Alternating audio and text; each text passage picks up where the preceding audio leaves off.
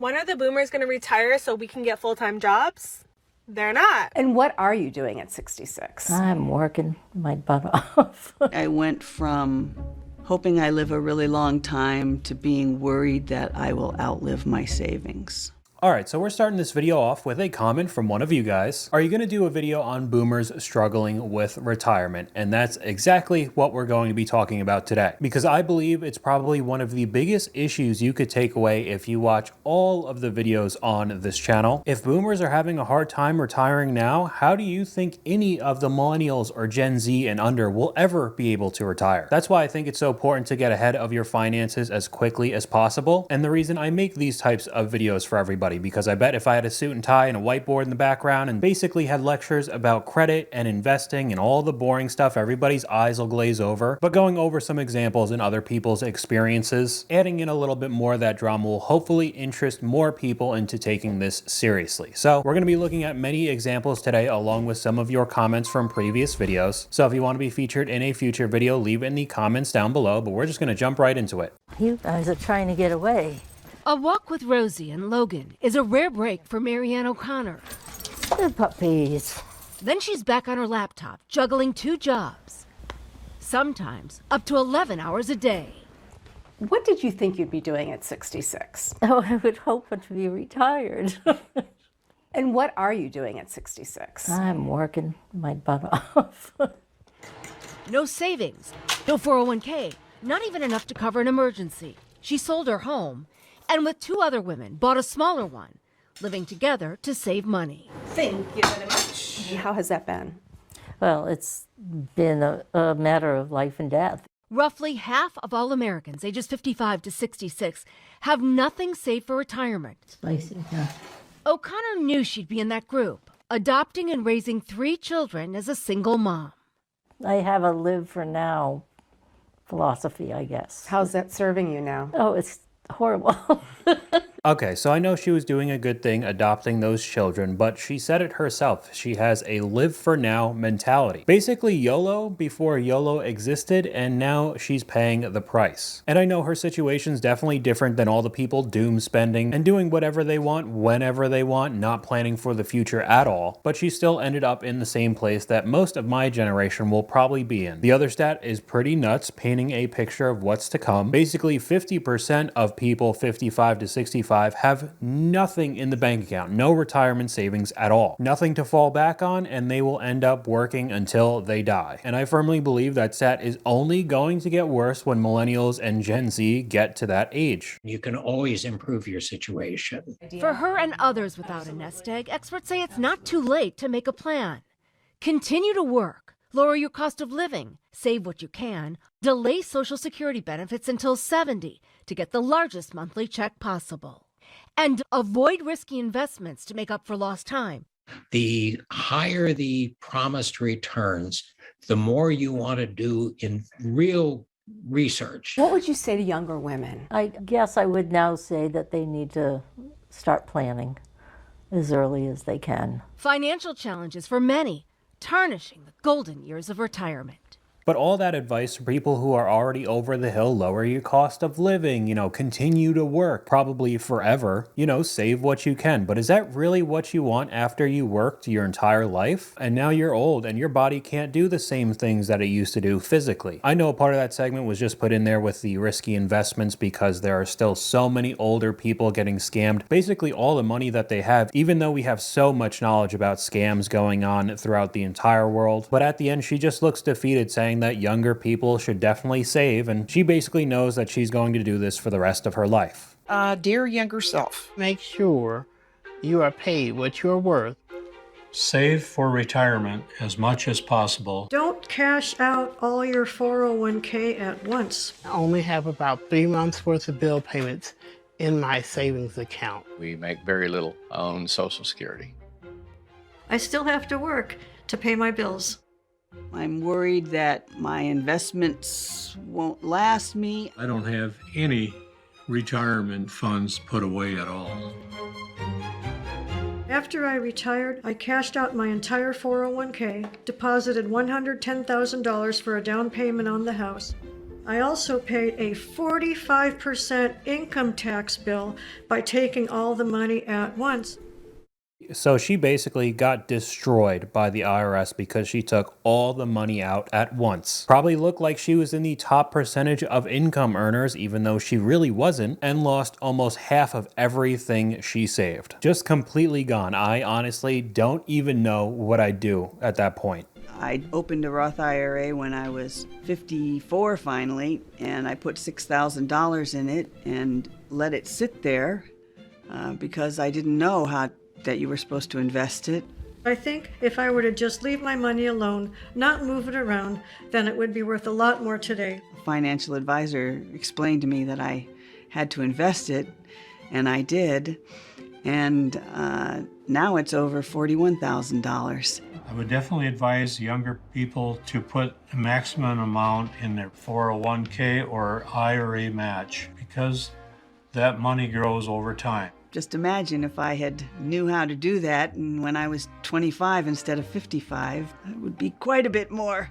It's way better if you plan something way ahead of time than wait till the end like we have. We've heard this a couple times about the Roth IRAs, people opening them up, putting money in, and not knowing that you actually had to invest that money, so just kind of sit there until you realized. Missing out on a whole bunch of potential profit that is not taxed, and of course starting as early as possible. Like she said, she started at 54 and at 25 would have had so much more money in the bank, and also not moving that money around, thinking that you could outsmart every other investor in any of the hedge funds on Wall Street, trying to be able to make your money as fast as possible, because most of the time you just end up losing it all and completely ruin your life. We didn't realize that Social Security would be so little.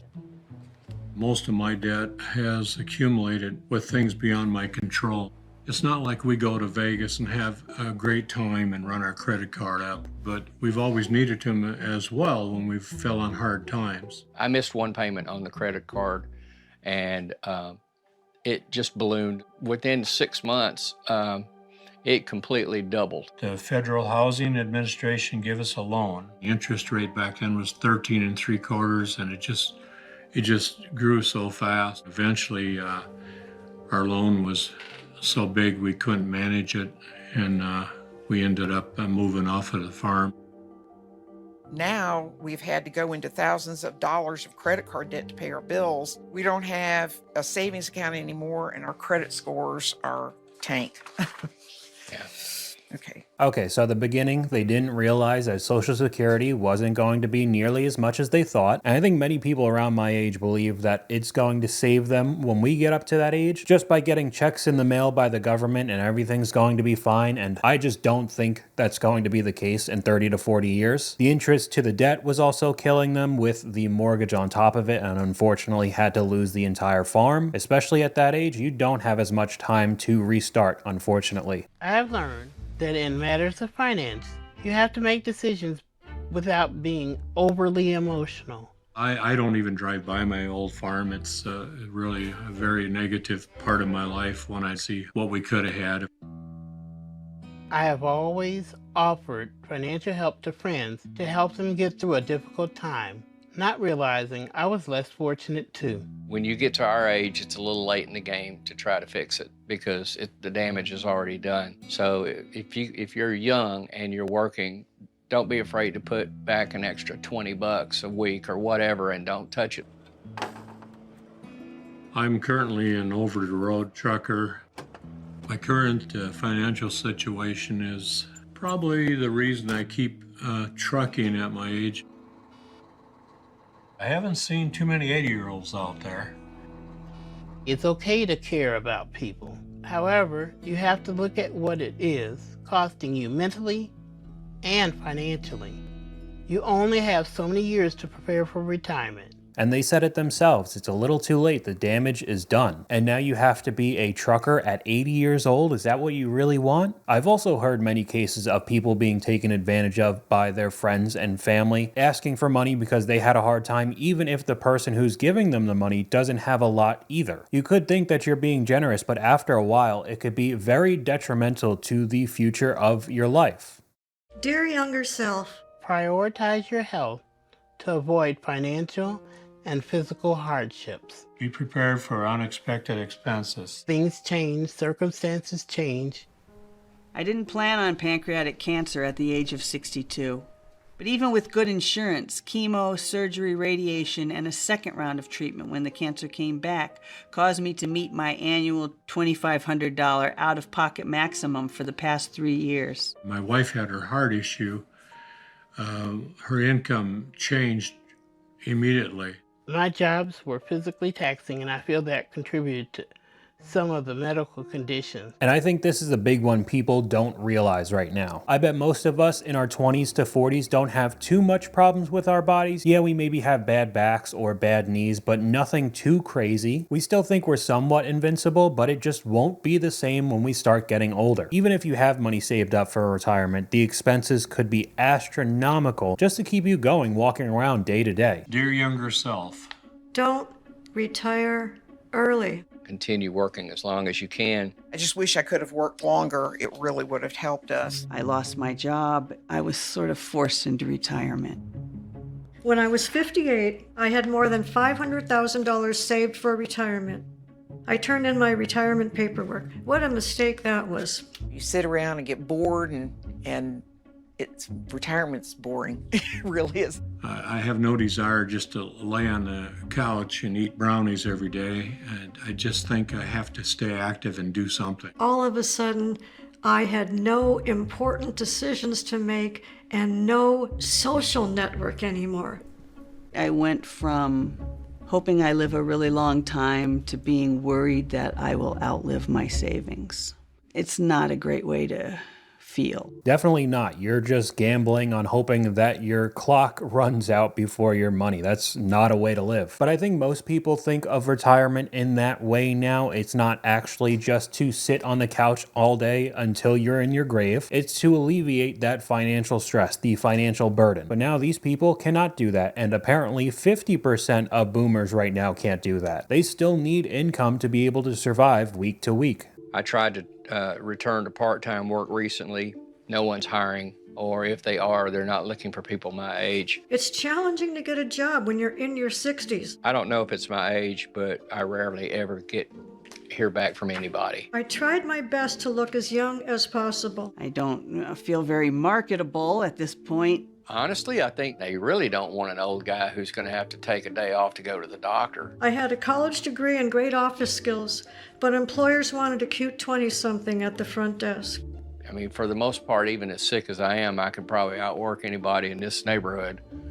I'm not gonna lie, the pink hair is probably not selling yourself to employers right now. We've gone over this a little bit on my second channel, but we're still in an employer's market. People out of college with 4-year degrees aren't getting jobs, even though they could get lowballed, and they basically have no choice other than to accept. Someone who's older most likely has more experience and will demand higher pay, and that's definitely not what companies want. Companies are looking for the perfect candidate, and that's exactly what they're going to get. If they don't like one single thing about you, they have hundreds of other applications to take your place. It's just an unfortunate reality, but that's what the job market has been like for several years now. So you say, dear younger self, pursue a career you're passionate about. Dear younger self, don't wait to embrace change. Dear younger self, pursue a career that you're passionate about. Find a passion, even if it's just a hobby. When I was younger, I also knew deep down that my teaching career didn't suit me. Instead of jumping ship then, I dug in and pursued a higher degree in the same field, thinking the promotion would make up for the lack of personal satisfaction. I moved away from music and got into jobs that offered a regular paycheck. When I became a librarian, I did take a pay cut from my teaching career, but it was well worth it to me because I loved going to work so much every day. My biggest regret is not having followed through with my music.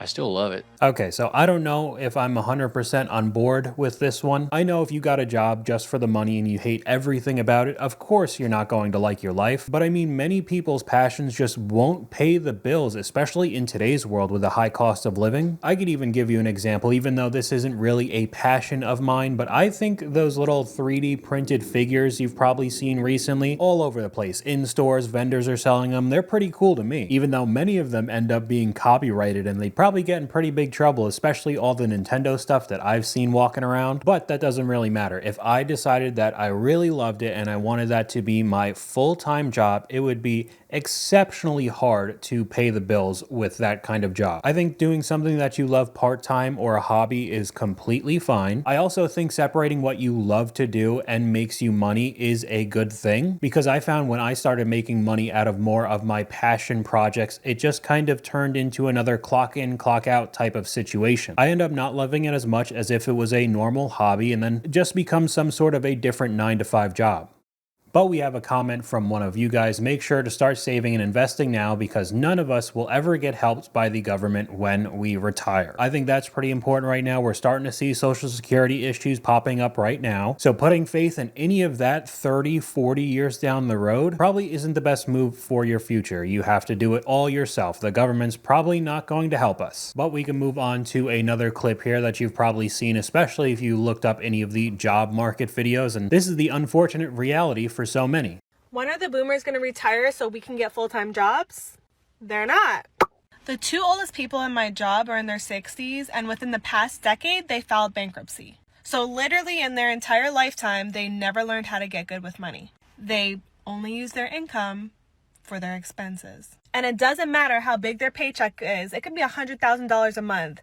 They only learn to use their income for their expenses. So they are check to check every month. You need to not wait on boomers. You need to learn to use your income for savings, investing, and then expenses. That's the only way to give yourself a shred of freedom. And how many people are doing that to this day? All of the money that's coming in is just going directly right back out with car payments and going on vacation and going out to eat, because everybody just expects to get constant pay raises, and then in 30s and 40s, oh, I'll be making so much money it won't matter. Even if that is the case, the lifestyle creep could turn you into a 60-year-old who's spending all of their money every single week. There goes any of the savings, there goes any retirement. You better like your job, because you're going to do it until you die. Another comment from one of you guys: retirement isn't about stopping work, it's about having the freedom to choose what you want to do. Invest wisely today to secure your options for tomorrow. That's what I was saying earlier, because my goal right now is to be able to retire myself and my parents as quickly as possible, but that doesn't mean actually retiring, just completely shutting everything down and just staying in my house forever. I just want to be able to choose to do what I want, whenever I want, as quickly as possible, so I could have the most fulfilling life that I could. But we're going to end off this video with something that we really cannot escape with almost any of the topics I talk about. We of course have another guru trying to sell you courses, and their target audience is exactly who we're talking about today: boomers who don't have a lot of money. When I hear 50-plus-year-old women complain about working for another 20 years because they can't afford to retire, and then you look at the caption: seriously, there's a way out, give it a chance, you have nothing to lose, financial freedom, retire early, learn from me, make money online, and we head over to the page and it's another digital marketer. Digital marketing and TikTok shop, and then here's all the links for everything, and please buy my course, that's how I'm making my money. You just randomly jumping into this market selling digital products online almost guarantees you to make zero sales, but the hundreds of dollars you paid for a course to teach you how to do it makes these people rich instead of you, and there's just no ending in sight. There are so many accounts like this that'll do and say anything just to get some money out of your pocket. That's all I got for you guys today. Let me know what you guys think in the comments down below. YouTube thinks you'll like this video popping up on screen right now, but hopefully you guys enjoyed this video. If you did, please leave a like, and I'll talk to you guys later.